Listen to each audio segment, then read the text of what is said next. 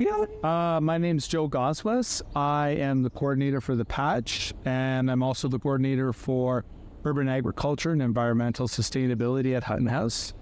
I came to the patch in a very roundabout way. It was in a playground discussion with a fellow parent at my children's school, Dr. Gabor Sass, and we were talking about places where people could gather socially.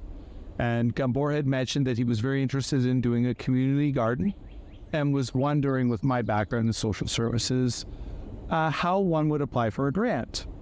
And I mentioned that I had a passion for transferable employment skills. I had grown up in and around farming and agriculture through my father's side of the family, and I saw an immense benefit to learn transferable employment skills for all people lacking work experience. So I came here because we decided that there was a need in our community for a social space where people could grow and gather and also learn transferable employment skills.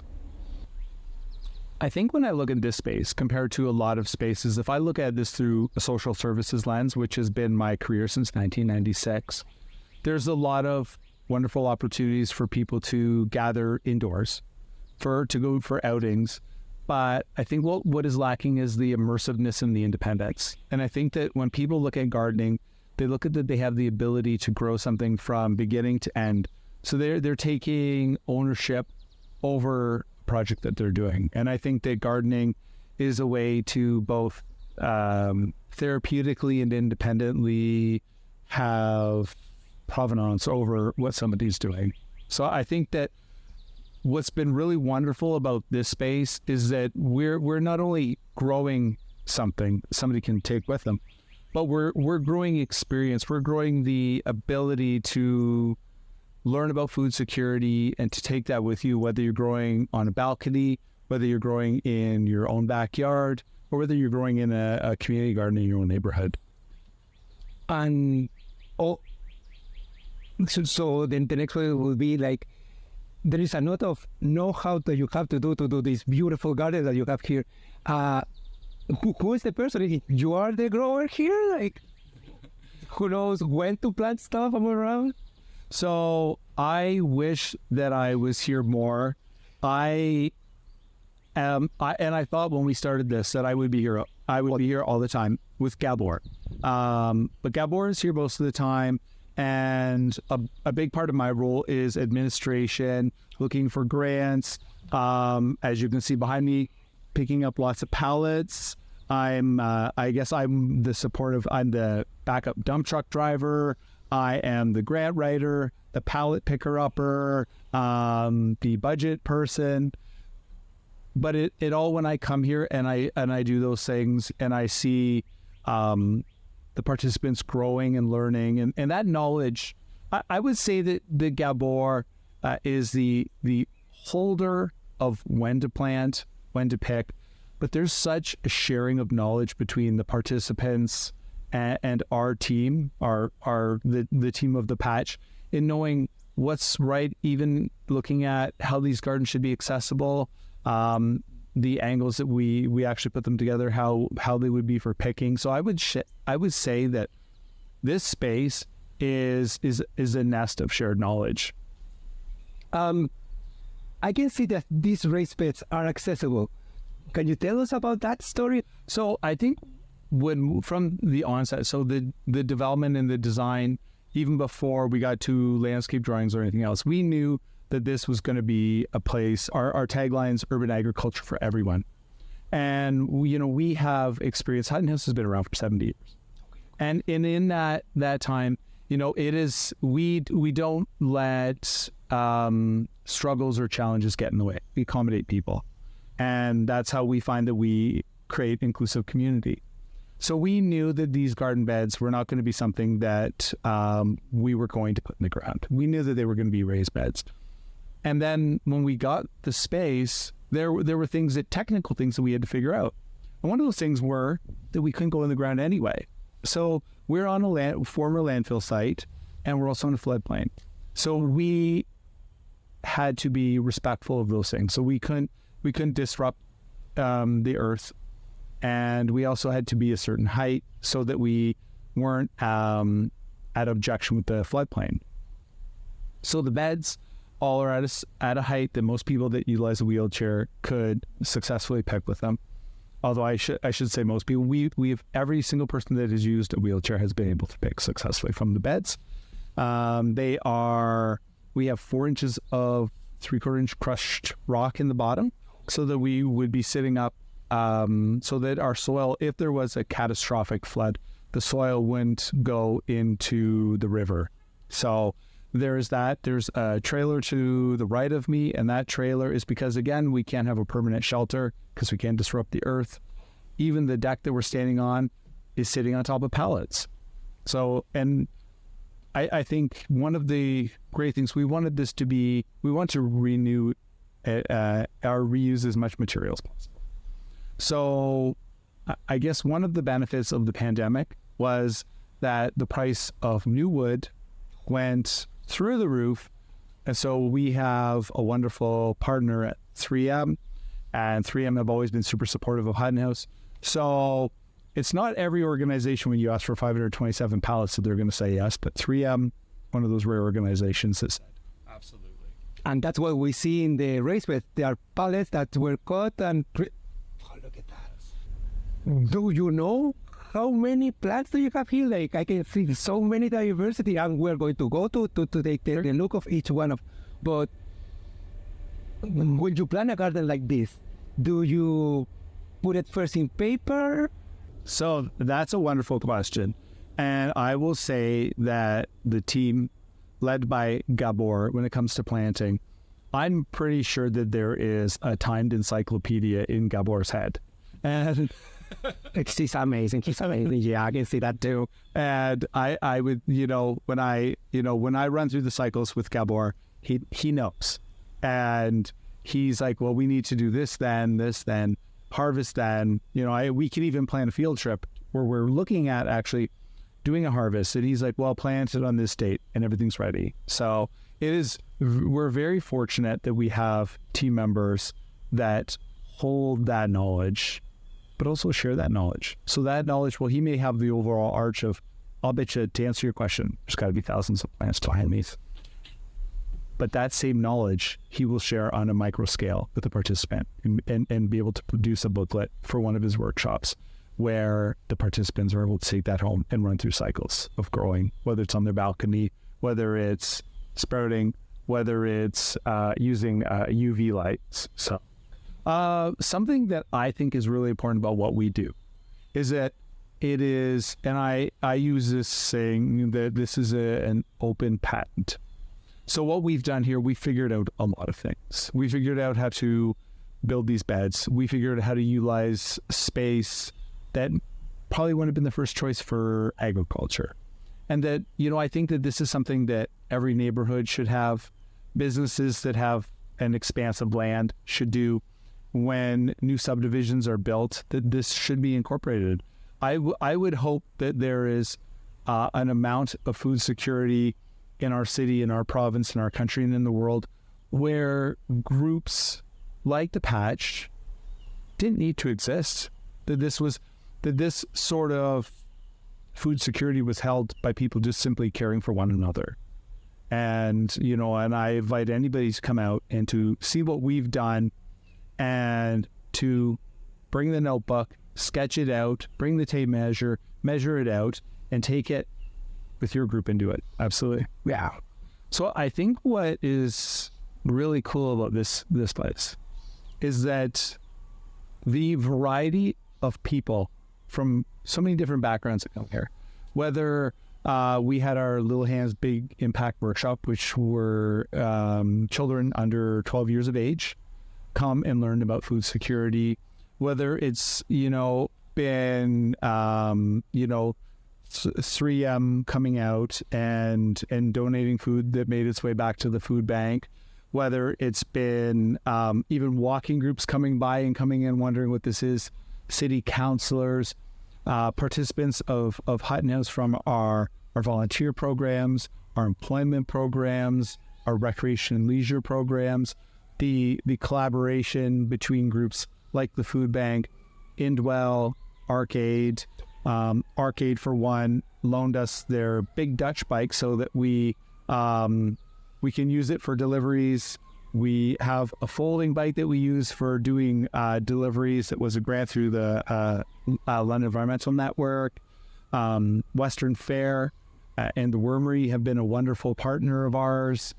It's been, I think about our first meeting when we met with the former mayor, Ed Holder, and we explained to him why we want to do this was simply that we wanted to empower people with the skills to learn how to finish something. And he said, that's good enough for me, do it.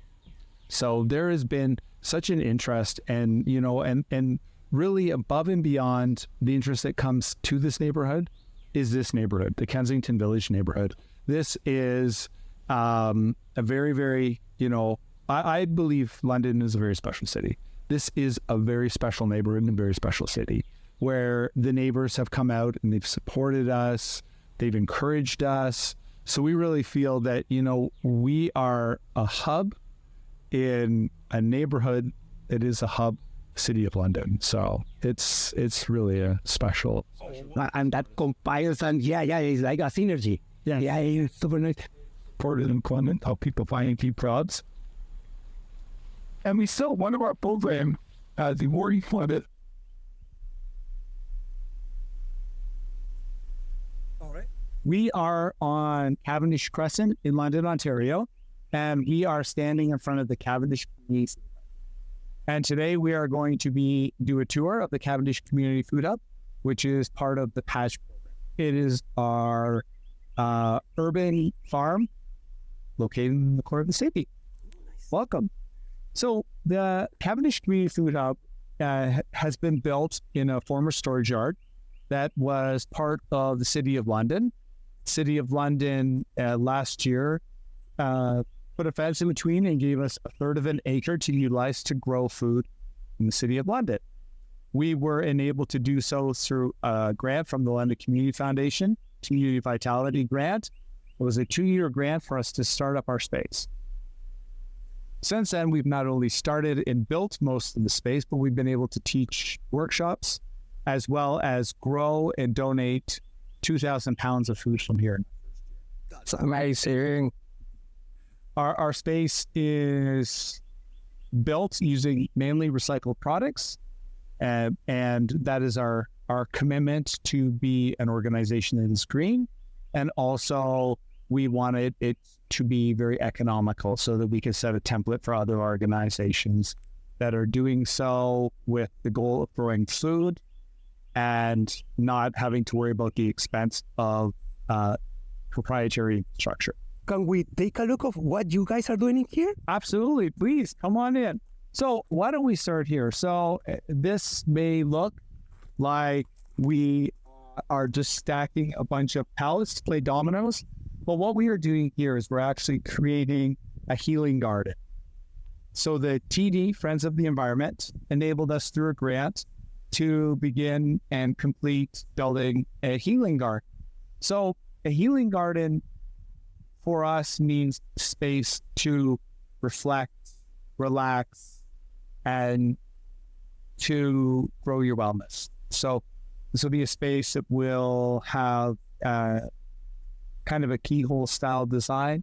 People will be able to sit, reflect, relax. There'll be a variety of different tactile services for people that would utilize different textures to relax. There will be different flowers that we will use to enable the senses to help relax. This is a very special project that, thanks to TD Friends of the Environment, we were able to start growing. I can see the setup that you really have. It's going to be a big one. It is going to be a big one. Oh, look at this. So, and when I first came, I saw these.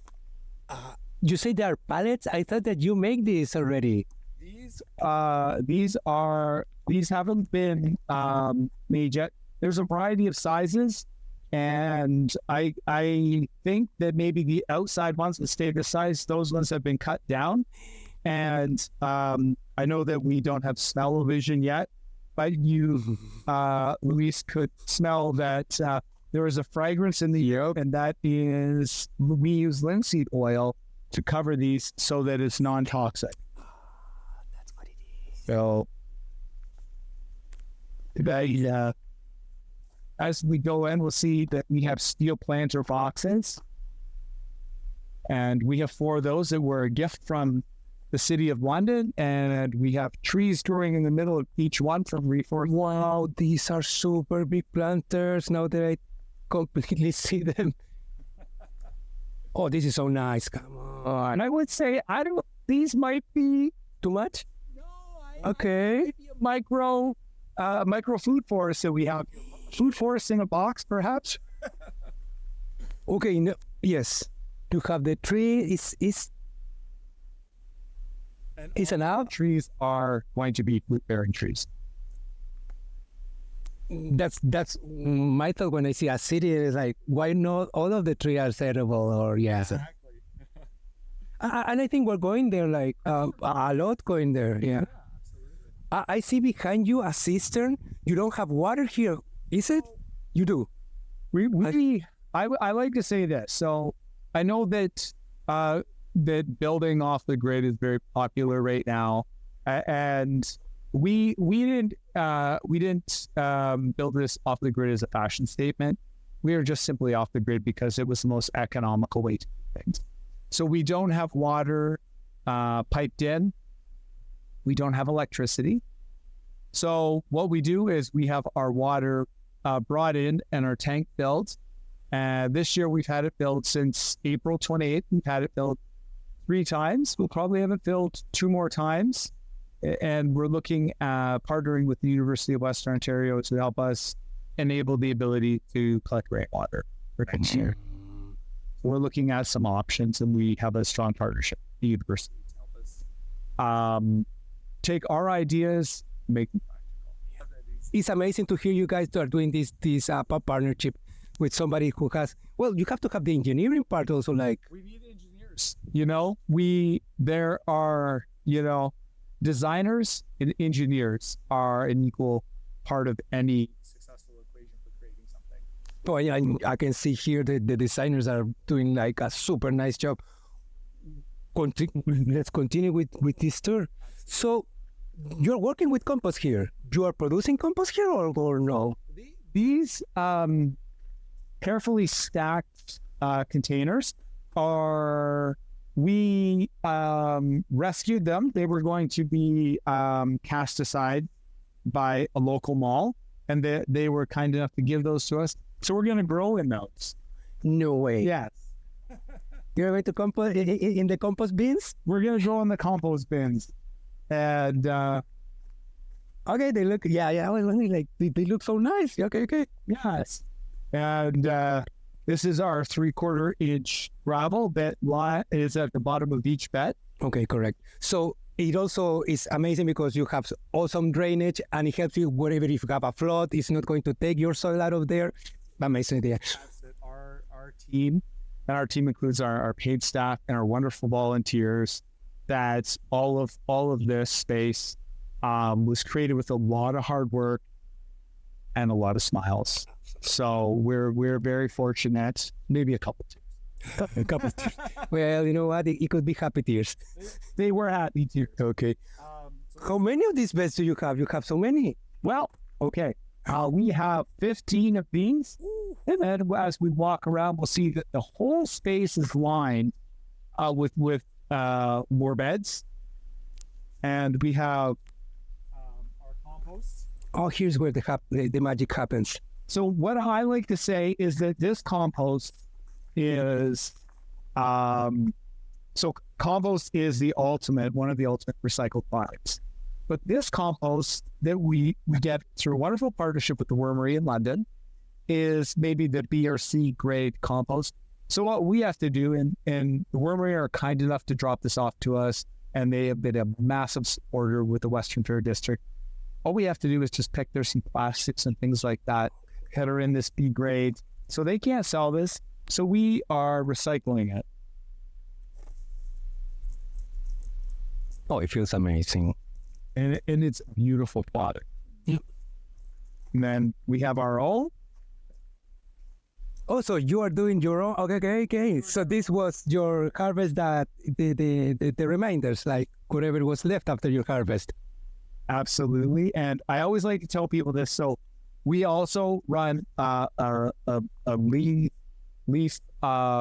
rescue here.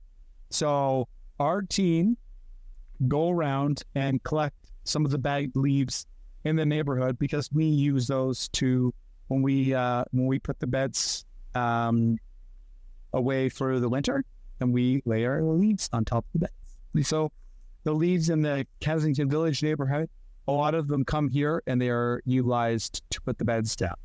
15 accessible beds, but then we also have our beds that are part of one larger single unit. Okay. Like our corn, which is a new veggie that we're growing this year. Well, I love corn, not because I love so much the ear, but the amount of biomass that produced, like my compost pile. I just love to have the corn coming around, because it's so nice for the compost pile. And yes, come on, grabbing an ear and just put it in the oven and eat it is the best thing that you can do. Okay, First sunflower of the season. and I can see there's already pollinators working there. They're magic. Yeah, look at that. That's amazing. Okay, this structure that you are under, that looks amazing. So these trellises that we built, they serve purposes. They will allow veggies to grow up them, but they also allow this, although this is an immensely purposeful space, this is also space. Participants that come here, volunteers that come here, guests in general that come here, this is a beautiful space for people to come to. And a big part of horticulture and agriculture is the therapeutic component. So we really wanted to empower people through the concepts of horticultural therapy. And one of those concepts is the ability to find wellness, peace, happiness, and reconciliation. Because super processed food is super cheap, that's the thing. But when you have access to these community spaces and you can put a little bit of green in your body, you feel it. And it's therapeutic, it's a medicine, absolutely. It is. And you see, there are places like this where it's actually transformed the way the land was. And then when you see places like Detroit, where it's actually, Detroit for a long time was a very manufacturing heavy city, and that city itself needed to be healed. And I think that things like, active transportation and urban agriculture are helping reframe that city and giving the city back to the people. I really love to show these off because although everything in here is accessible, these gardens were specifically designed for somebody that utilizes a wheelchair. They can wheel and get their hands dirty and grow. And you can see that they work quite well. They use wicking systems, so water, of course, rain, and we can water from the top. But these beds get filled with water. There's a dipstick to check it, like you would check fluids in an automobile. Okay. And there's nylon rope in there that wicks the water out. Okay, this is super inspiring. And I can see now what you meant by all of the perimeter doing one big raised bed around. We may be the number one geotextile purchaser in the urban ag sector in London, Ontario. I can see all of your gardens aligned with that. Okay, look at this. So that hole here is permeable. Oh, beautiful. There were a few flea beetles, and there are. It is, with the pests, we try to have a certain symbiosis. This is nature. They're everywhere. Come on. If you want to kill the pest, you have to kill everything around. It's not going to be super nice. And there are, even with pests, there's such a learning opportunity, especially when children come here and they see, they see the bugs. They see the bugs eating. and they see, they see the bees. And I think it's really important, and where the team feels it's really important to see, this is a space for learning. It's also a space for food security. And some of that learning sometimes comes from dealing with pests in an organic way, a way that we're not hurting there. So, we have a couple beds that we have a couple extras that we'll probably have those ready for next season. We're also too, we would probably, if the opportunity arose or we had a partner that would like to try one out, then we would be happy to drop one off. So you still have to put the geotextile in it. Oh yeah, this is a strange design there. Well, at the end, you can put little pots if you have a missing one, like a corner, and you maybe twice the amount, but yeah, you can use all of it. And that's your trailer that you cannot build here, so you have to have a trailer. We cannot build here, so we have our trailer is our mobile office, storage yard, or storage space, and it's also our one of our garlic drying.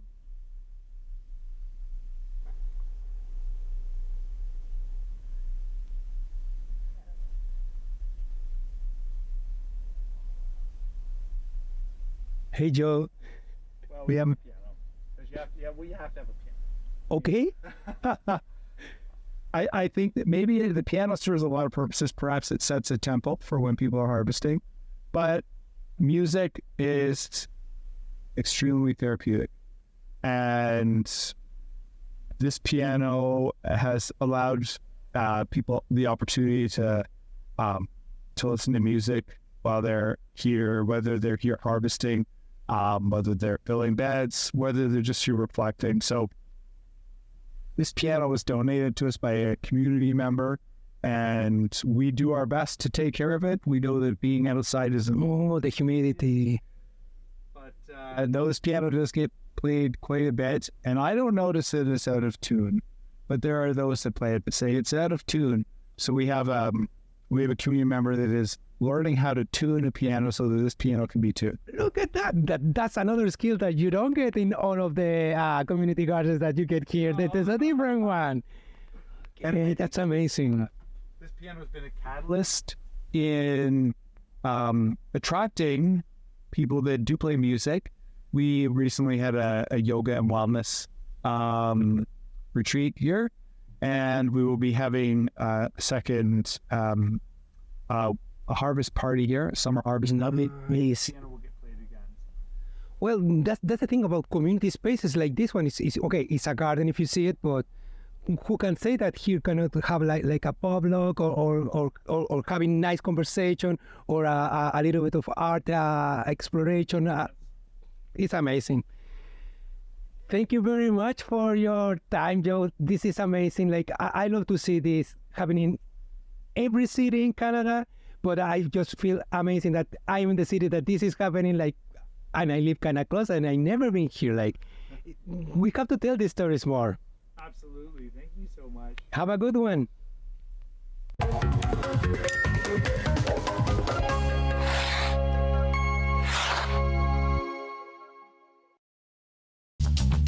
This program is brought to you by Ignite TV.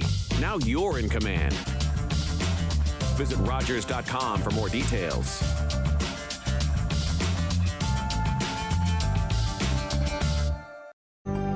Call the Rogers TV viewer response line, email us, or connect with us on social media.